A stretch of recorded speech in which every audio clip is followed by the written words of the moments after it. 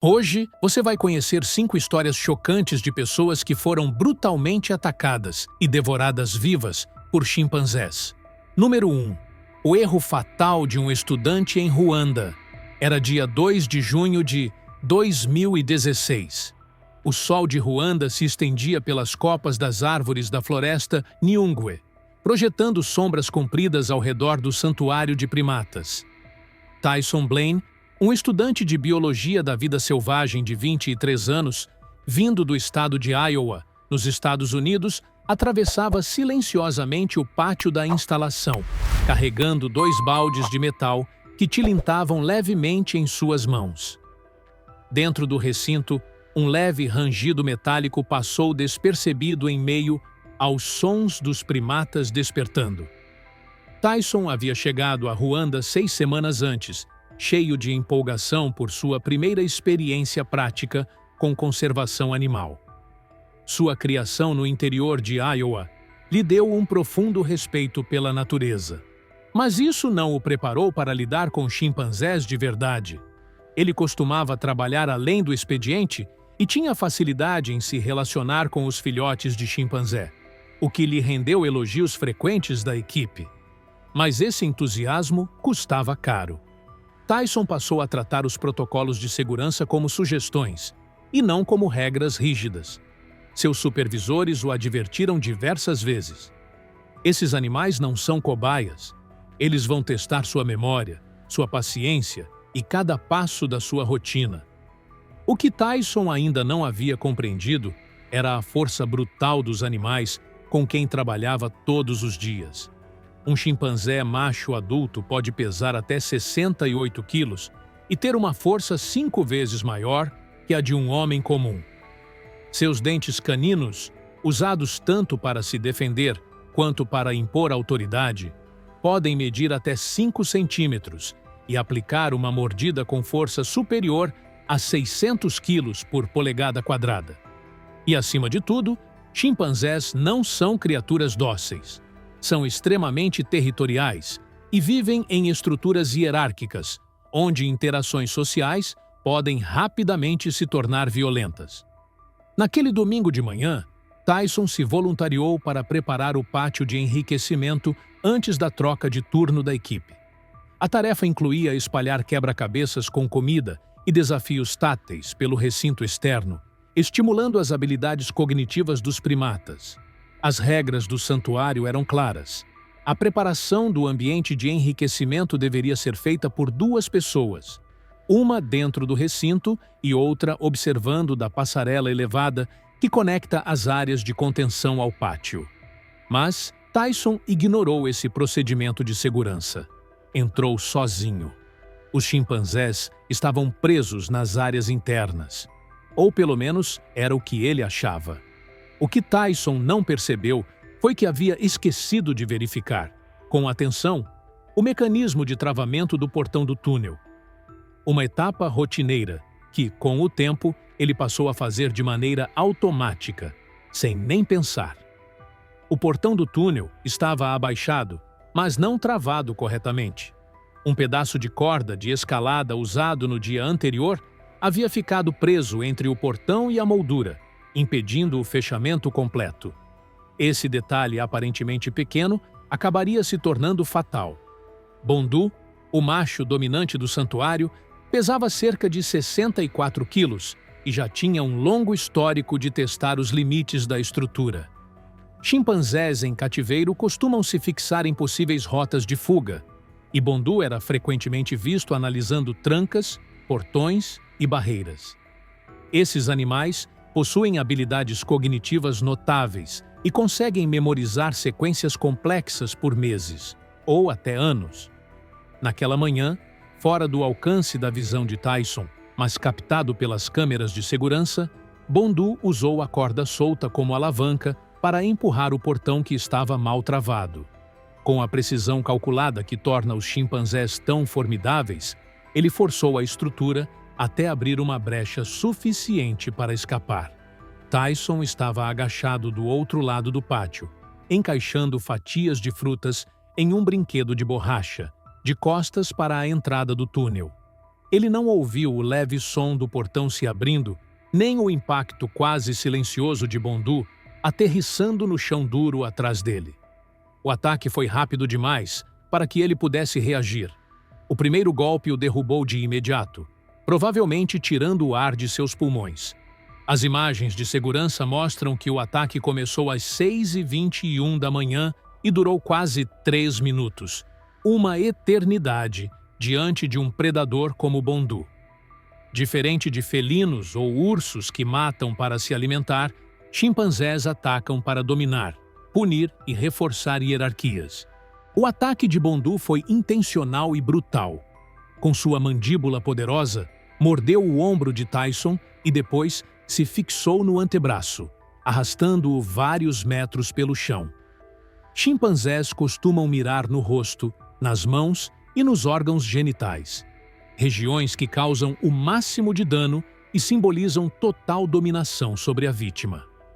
Tyson gritava e tentava, desesperadamente, rastejar até o portão interno, deixando um rastro de sangue na terra batida.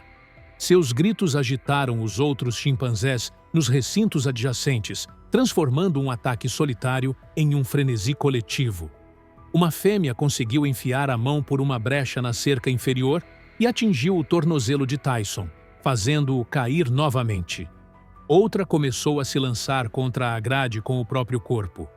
O guarda que monitorava as câmeras chamou ajuda assim que viu o primeiro golpe. Quando os funcionários chegaram, 3 minutos depois, acionaram os alarmes agudos da instalação. Um som projetado para imitar os chamados de chimpanzés dominantes. Mas já era tarde demais.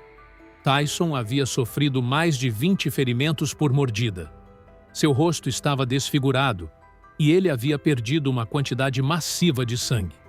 Tyson Blaine foi declarado morto pelos paramédicos locais às 6h54 da manhã.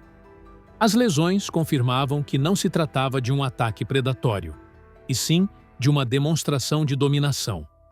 Os alvos foram o rosto, as mãos e a região genital, as mesmas áreas que os chimpanzés atacam para neutralizar ameaças ou rivais. O desfecho foi rápido e devastador. O santuário suspendeu imediatamente qualquer atividade de estagiários nas áreas de alto risco. As botas de trabalho ensanguentadas de Tyson foram encontradas perto do balde de enriquecimento virado, e seu celular, localizado mais tarde em seu dormitório, revelava que ele pretendia gravar um vídeo em time-lapse de sua rotina matinal como parte de um projeto universitário. Seus pais, arrasados com a perda, divulgaram um breve comunicado por meio de representantes da família. Disseram que Tyson acreditava profundamente na conservação de primatas, mas temiam que sua morte pudesse desmotivar outros a continuarem esse trabalho tão necessário. Enquanto a tragédia de Tyson, resultado de negligência com os protocolos de segurança, reverberava do outro lado do mundo, em Las Vegas, outro homem se preparava para reencontrar velhos companheiros, mas acabaria encontrando a morte. Número 2. O reencontro mortal com antigos parceiros de palco. Era dia 15 de agosto de 2018. O calor do deserto de Nevada já se aproximava dos 35 graus logo nas primeiras horas da manhã, em uma pequena instalação particular de animais exóticos, localizada numa zona industrial de Las Vegas. O ar tremulava com as ondas de calor, cortado apenas pelo zumbido distante de aparelhos de ar-condicionado sobrecarregados e pelo som metálico ocasional dos portões das jaulas. Aquele deveria ser apenas mais um dia comum no local, mas por trás da aparência de rotina, uma combinação perigosa de nostalgia, teimosia e confiança mal colocada estava prestes a provocar uma tragédia. Jasper Holland era um ex-mágico de palco, aposentado, com 64 anos, cujos dias de glória com chimpanzés treinados haviam ficado no passado. Durante a década de 1980, Jasper viajou por diversos estados com 2 chimpanzés chamados Max e Charlie, encantando plateias com ilusões elaboradas que destacavam a inteligência dos animais, e o vínculo aparente entre eles e seu treinador. Mas aqueles tempos haviam acabado, e o relacionamento entre Jasper e os animais evoluiu de profissional para algo profundamente pessoal. Essa mudança acabaria custando sua vida. Jasper não percebeu o quanto o tempo havia transformado não só a si mesmo, mas também seus antigos parceiros de palco. Chimpanzés possuem uma força de preensão impressionante, chegando a 350 quilos por polegada quadrada, muito acima do que qualquer ser humano consegue suportar. Além disso, sua agilidade e velocidade os tornam capazes de movimentos rápidos e imprevisíveis em ambientes fechados. E, o mais importante, eles são profundamente ligados à estrutura social de seus grupos. Passar anos separados pode gerar desconfiança extrema, levando-os a enxergar até rostos conhecidos como ameaças ou intrusos. Naquele verão, apesar dos diversos avisos por parte da equipe da instalação, Jasper insistiu em visitar Max e Charlie, no local onde viviam há mais de uma década.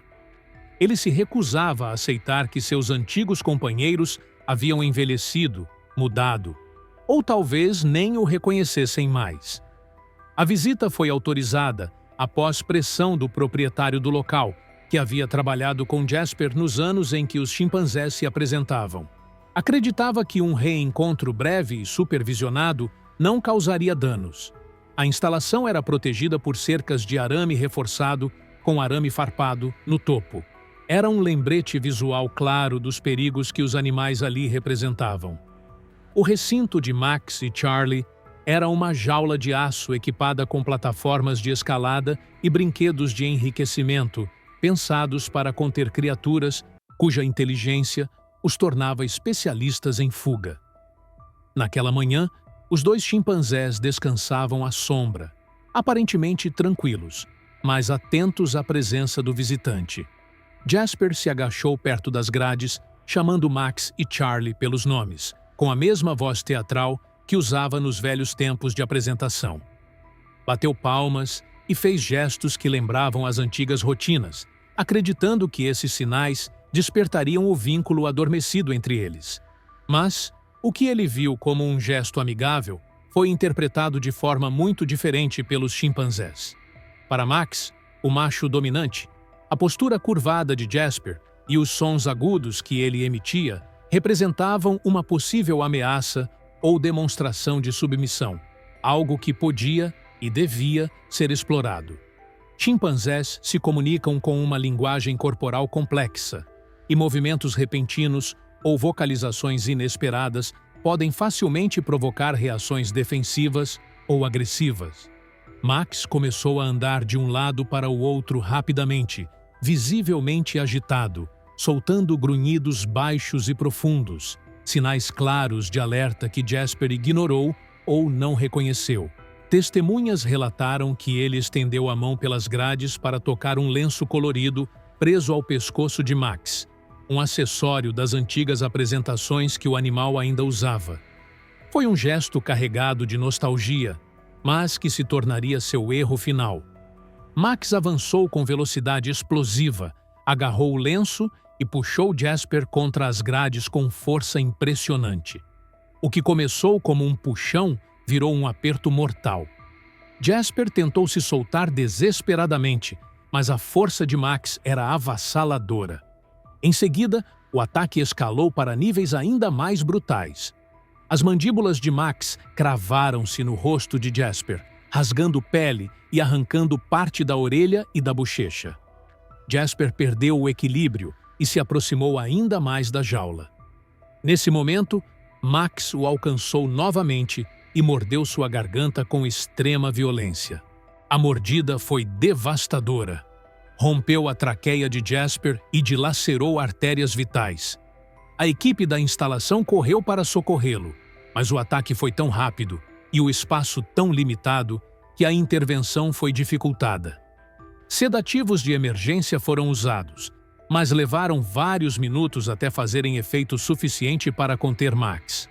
Quando finalmente conseguiram afastá-lo, já era tarde demais. Os paramédicos da instalação encontraram Jasper inconsciente, com ferimentos fatais no pescoço e cabeça. Ele foi declarado morto ainda no local. As câmeras de segurança registraram todo o episódio trágico.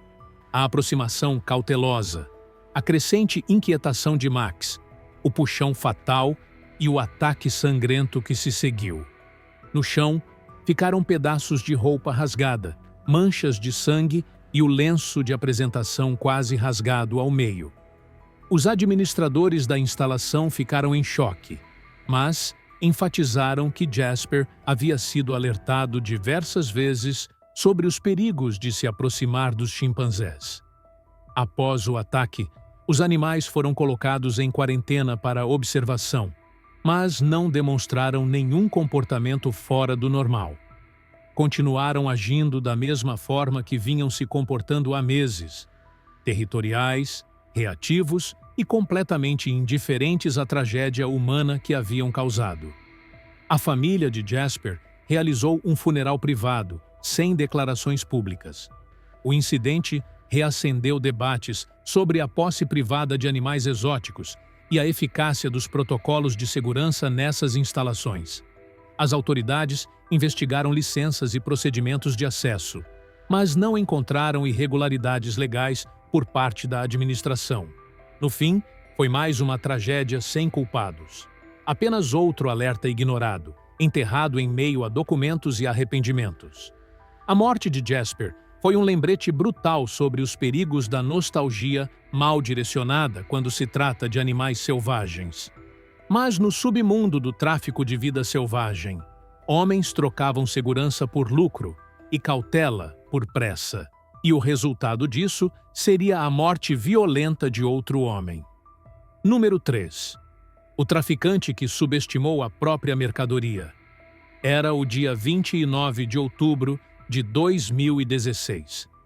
O calor sufocante da linha do Equador apertava como uma mão invisível sobre as paredes grossas de cimento de uma garagem adaptada, nos arredores de Libreville, capital do Gabão. O local havia sido transformado às pressas em um centro improvisado de triagem para o comércio ilegal de animais selvagens. Lá dentro, o ar estava quase irrespirável.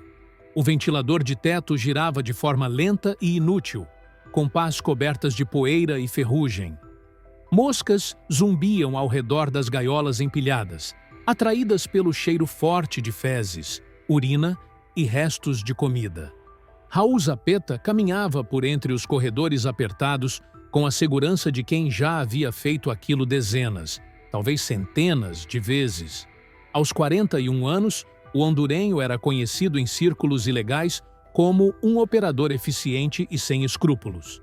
Embora se apresentasse como criador de animais exóticos, ele era, na verdade, um traficante com alcance continental. Atuava conectando capturadores ilegais em áreas remotas da África Central com compradores privados de países ricos que pagavam fortunas por primatas, felinos e répteis raros. Seu portfólio incluía chimpanzés órfãos, leopardos jovens, cobras altamente venenosas, tudo o que tivesse valor de mercado. Apesar do sucesso em suas operações, Raul tinha um traço perigoso: o desprezo absoluto por segurança e protocolos básicos. Era impaciente, arrogante e se achava acima de qualquer risco, até mesmo os oferecidos pelos próprios animais que traficava. Naquele dia, ele estava apressado para finalizar uma remessa destinada a Lagos, capital da Nigéria. Um comprador importante o aguardava com o pagamento em dinheiro vivo, e cada minuto contava. Seu alvo naquele momento era um chimpanzé macho adolescente, confinado em uma caixa de metal. O animal havia sido capturado semanas antes, provavelmente depois que caçadores mataram sua mãe para vender a carne em mercados locais. Desde o momento da captura, o chimpanzé demonstrava instabilidade, atacando um manipulador com uma mordida profunda na perna e forçando a quebra de 2 travas de contenção. Mesmo assim, Raul ignorava esses sinais como se fossem detalhes sem importância. Enquanto um ajudante observava em silêncio, Raul puxava uma seringa e aspirava uma dose de tranquilizante remanescente de um envio anterior. Ele não conferiu a validade do líquido, tampouco calculou o volume certo para o tamanho do animal.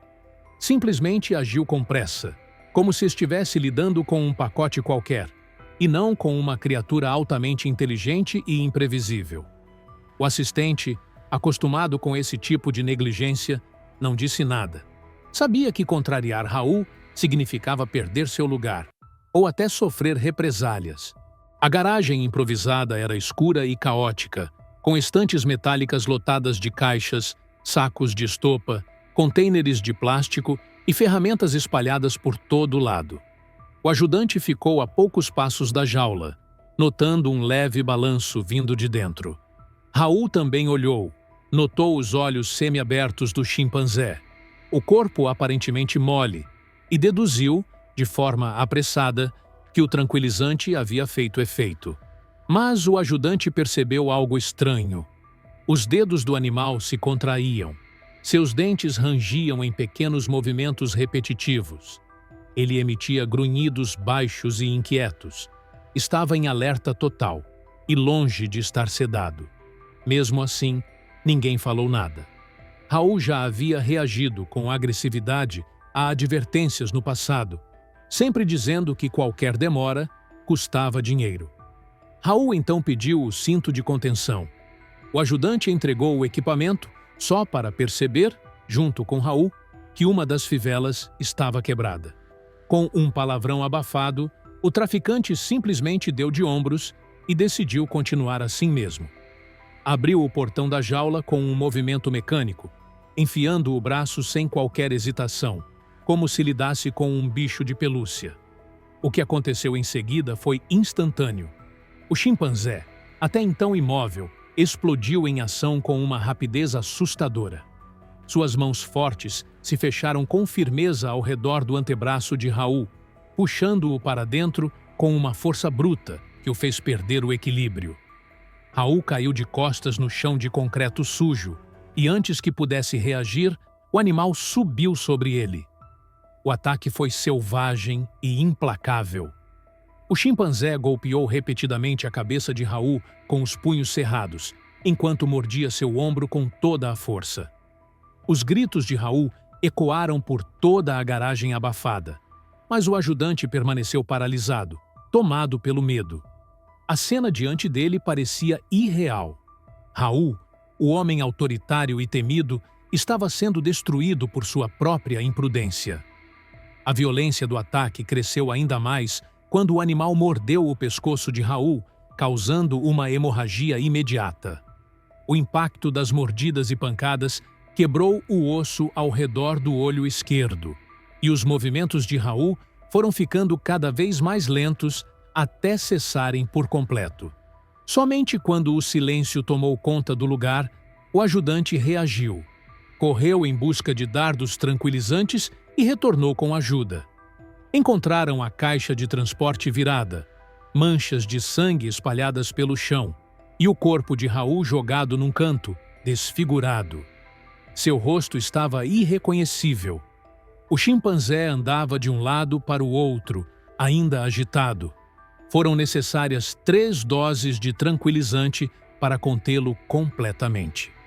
As autoridades locais não investigaram o caso com rigor.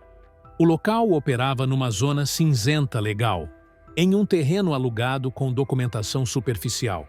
Eventualmente, fiscais de vida selvagem do Gabão confiscaram os animais sobreviventes, que foram levados para a quarentena. O chimpanzé responsável pelo ataque foi transferido para um centro de reabilitação próximo a Franceville.